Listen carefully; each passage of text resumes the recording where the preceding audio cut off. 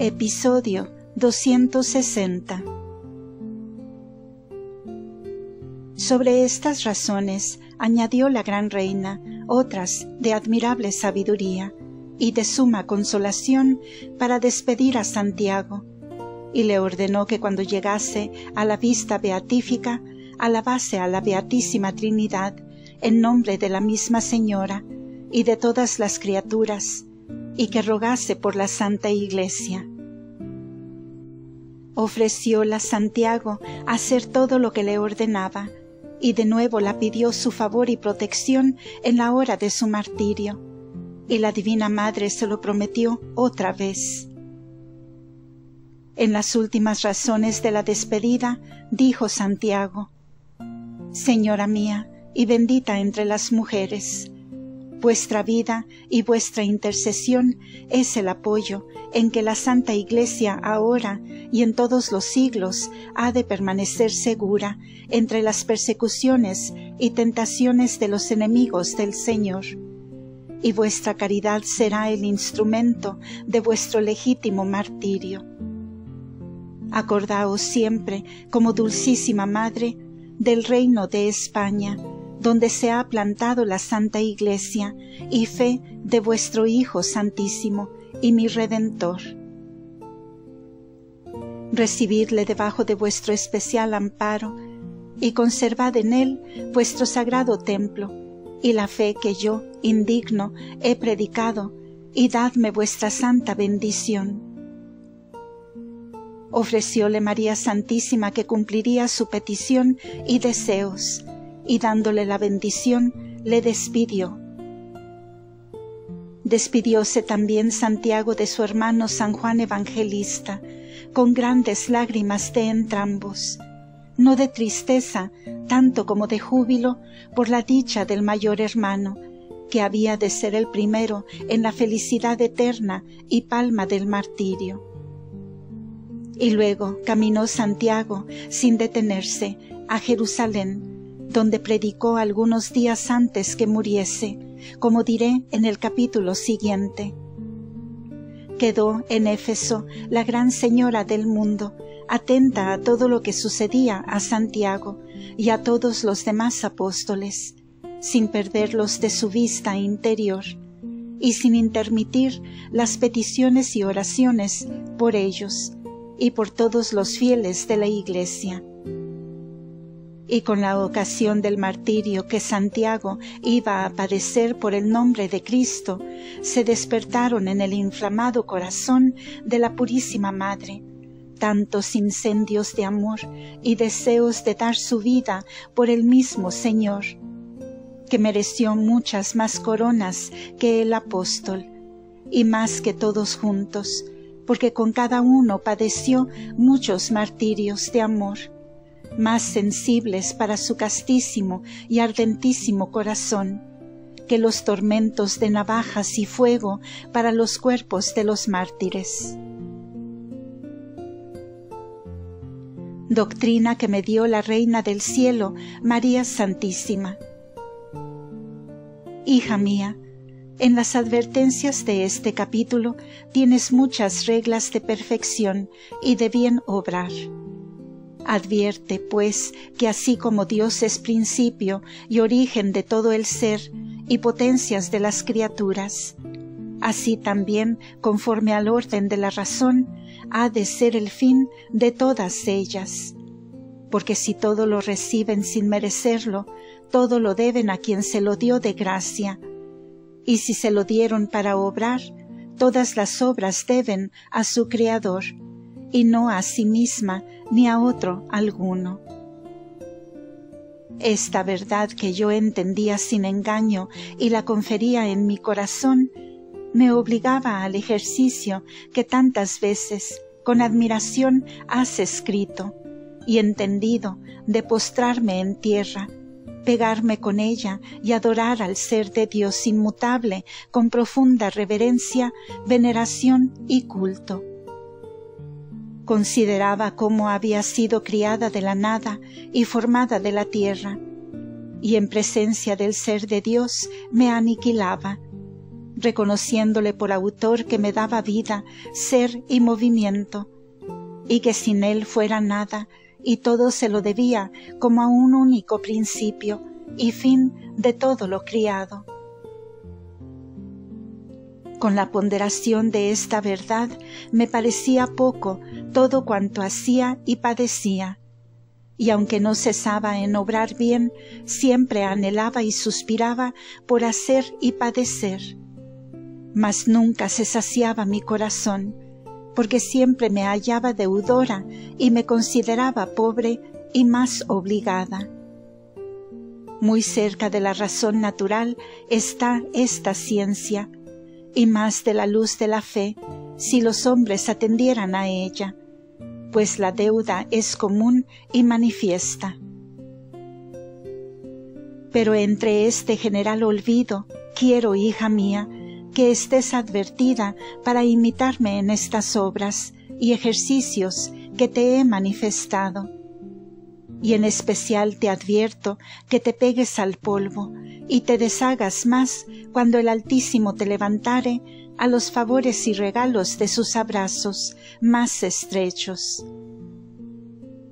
Este ejemplo tienes patente en mi humildad, cuando recibía algún beneficio singular, como fue mandar el Señor que en la vida mortal se me dedicase templo donde fuese invocada y honrada con veneración y culto. Y este favor y otros me humillaron sobre toda ponderación humana. Y si yo hacía esto sobre tantas obras, pondera tú lo que debes hacer cuando contigo es tan liberal el Señor y tu retribución ha sido tan corta. Quiero también, hija mía, que me imites en ser muy circunspecta y de espíritu pobre en satisfacer a tus necesidades, sin muchas comodidades, aunque te las ofrezcan tus monjas o a los que te quieren bien. Elige siempre en esto o admite lo más pobre, moderado, desechado y humilde, pues de otra manera no puedes imitarme ni seguir mi espíritu, con que despedí sin hacer extremos todas las comodidades, ostentación y abundancia que los fieles me ofrecieron en Jerusalén y en Éfeso. Para mi jornada y habitación, yo admití lo menos que me bastaba. Y en esta virtud están encerradas muchas que hacen muy dichosa a la criatura, y el mundo engañado y ciego se paga y se arroja a todo lo contrario de esta virtud y verdad. De otro común engaño procura también guardarte con todo cuidado. Esto es, que los hombres, aunque deben conocer que todos los bienes del cuerpo y del alma son propios del Señor, con todo eso de ordinario se los apropian a sí mismos, y los tienen tan asidos que no sólo no los ofrecen de voluntad a su Criador y Señor, pero si alguna vez se los quita, los sienten y lamentan como si fueran injuriados, y como si Dios les hiciera algún agravio. Tan desordenadamente suelen amar los padres a los hijos, y los hijos a los padres, los maridos a las mujeres, y ellas a ellos, y todos a la hacienda, la honra y la salud, y otros bienes temporales.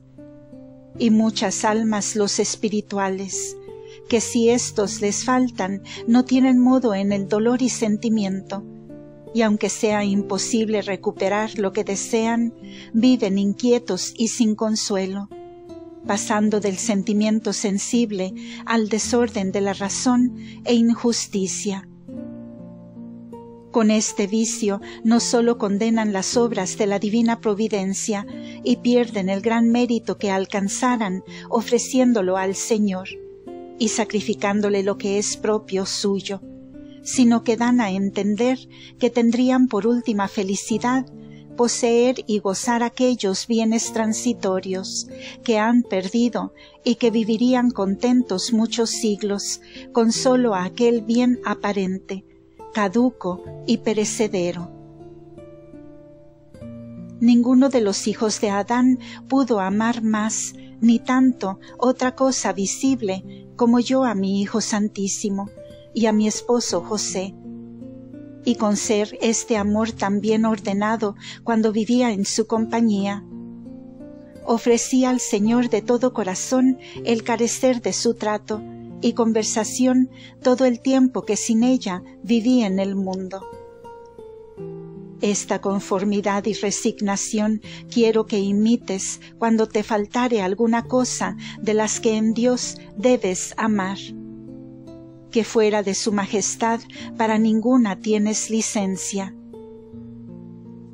Solo han de ser en ti perpetuas las ansias y deseos de ver el sumo bien y de amarle enteramente y para siempre en la patria. Por esta felicidad debes anhelar con lágrimas y suspiros de lo íntimo de tu corazón. Por ella debes padecer con alegría todas las penalidades y aflicciones de la vida mortal.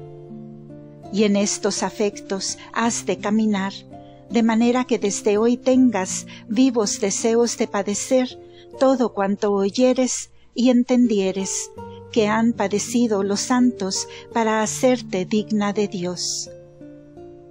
Pero advierte que estos deseos de padecer y las aspiraciones y conatos de ver a Dios han de ser de condición que con el afecto del padecer recompenses el dolor que no consigues y le tengas de que no mereces lo que tanto deseas. Y en los vuelos de anhelar a la visión beatífica no se ha de mezclar otro motivo de aliviarte con el gozo de su vista, de las penalidades de la vida, porque desear la vista del sumo bien para carecer del trabajo no es amor de Dios, sino de sí mismo y de propia comodidad, que no merece premio en los ojos del Omnipotente, que todo lo penetran y pesan. Pero si tú obrares estas cosas sin engaño y con plenitud de perfección, como fiel sierva y esposa de mi Hijo, deseando verle para amarle y alabarle y para no ofenderle más eternamente, y codiciares todos los trabajos y tribulaciones para solo este fin. Cree y asegúrate que nos obligarás mucho y llegarás al estado de amor que siempre deseas, que para esto somos contigo tan liberales. Capítulo 2. El glorioso martirio de Santiago el Mayor. Asístele en él María Santísima y lleva su alma a los cielos. Viene su cuerpo a España, la prisión de San Pedro y su libertad de la cárcel, y los secretos que en todo sucedieron. Llegó a Jerusalén nuestro gran apóstol Santiago, en ocasión que toda aquella ciudad estaba muy turbada contra los discípulos y seguidores de Cristo nuestro Señor. Esta nueva indignación habían fomentado los demonios ocultamente, inficionando más con su venenoso aliento los corazones de los judíos, encendiendo en ellos el celo de su ley y la emulación contra la nueva evangélica. Con la ocasión de la predicación de San Pablo, que aunque no estuvo en Jerusalén más de 15 días, en este breve tiempo obró tanto en él la virtud divina, que convirtió a muchos y puso a todos en admiración y asombro.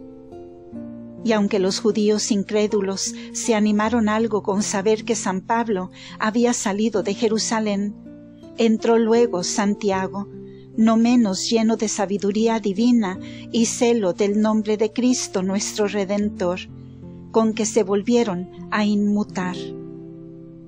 Y Lucifer, que no ignoraba su venida, solicitaba y aumentaba la indignación de los pontífices, sacerdotes y escribas, para que el nuevo predicador les sirviese de más tósigo que los inquietase y alterase.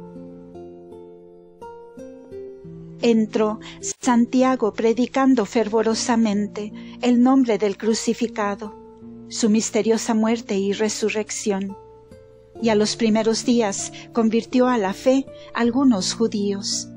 Entre estos fueron señalados un Hermógenes y otro Fileto, entrambos mágicos y hechiceros que tenían pacto con el demonio. Era Hermógenes más docto en la magia y Fileto era su discípulo. Pero de los dos se quisieron valer los judíos contra el apóstol, para que o le convenciesen en disputa, o si esto no conseguían, le quitasen la vida con algún maleficio de sus artes mágicas. Esta maldad maquinaron los demonios por medio de los judíos, como por instrumentos de su iniquidad, porque no podían por sí mismos llegar cerca del apóstol, aterrados de la divina gracia que en él sentían. Pero llegando a la disputa con los dos magos, entró primero Fileto, arguyendo a Santiago, para que si no le concluyese, entrase después Hermógenes, como maestro y más perito en la ciencia mágica. Propuso Fileto sus argumentos sofísticos y falsos, y el sagrado apóstol se los desvaneció, como los rayos del sol destierran las tinieblas. Y habló con tanta sabiduría y eficacia que Fileto quedó vencido y reducido a la verdadera fe de Cristo. Y desde entonces se hizo defensor del apóstol y de su doctrina. Pero temiendo a su maestro, Hermógenes pidió a Santiago le defendiese de él y de sus artes diabólicas, con que le perseguiría para destruirle. Y el santo apóstol dio a Fileto un paño o lienzo que de mano de María Santísima había recibido, y con aquella reliquia se defendió el nuevo convertido de los maleficios de Hermógenes por algunos días, hasta que el mismo Hermógenes llegó a la disputa con el apóstol. No pudo Hermógenes excusarse, aunque temía a Santiago, porque estaba empeñado con los judíos para disputar con él y convencerle. Y así procuró esforzar sus errores con mayores argumentos que su discípulo Fileto. Pero todo este conato fue en vano contra el poder y la sabiduría del cielo, que en el sagrado apóstol era como una impetuosa corriente. Anegó a Hermógenes y le obligó a confesar la fe de Cristo y sus misterios, como lo había hecho su discípulo Fileto, y entrambos creyeron la santa fe y doctrina que predicaba Jacobo. Los demonios se irritaron contra Hermógenes, y con el imperio que sobre él habían tenido, le maltrataron por su conversión. Y como tuvo noticia que Fileto se había defendido de ellos con la reliquia o lienzo que el santo apóstol le había dado, le pidió también el mismo favor contra los enemigos. Y Santiago dio a Hermógenes el báculo que traía en su peregrinación, y con él ahuyentó a los demonios para que no le afligiesen ni llegasen a él. A estas conversiones y a las demás que hizo Santiago en Jerusalén, ayudaron las oraciones, lágrimas y suspiros, que la gran reina del cielo ofrecía desde su oratorio en Éfeso, donde como en otras partes queda dicho, conocía por visión todo lo que obraban los apóstoles y fieles de la Iglesia, y de su amado apóstol tenía particular cuidado, por estar más vecino al martirio. Hermógenes y Fileto perseveraron algún tiempo en la fe de Cristo, pero después desfallecieron y la perdieron en el Asia, como consta en la epístola 2 a Timoteo, donde el apóstol le avisa cómo se habían apartado de él Figelo o Fileto y Hermógenes. Y aunque la semilla de la fe nació en aquellos corazones, pero no hizo raíces para resistir a las tentaciones del demonio, a quien largo tiempo habían servido y tratado con familiaridad, y siempre se quedaron en ellos las reliquias malas y perversas raíces de los vicios que volvieron a prevalecer, derribándolos del estado de la fe que habían recibido. Fin de este episodio. Continuará.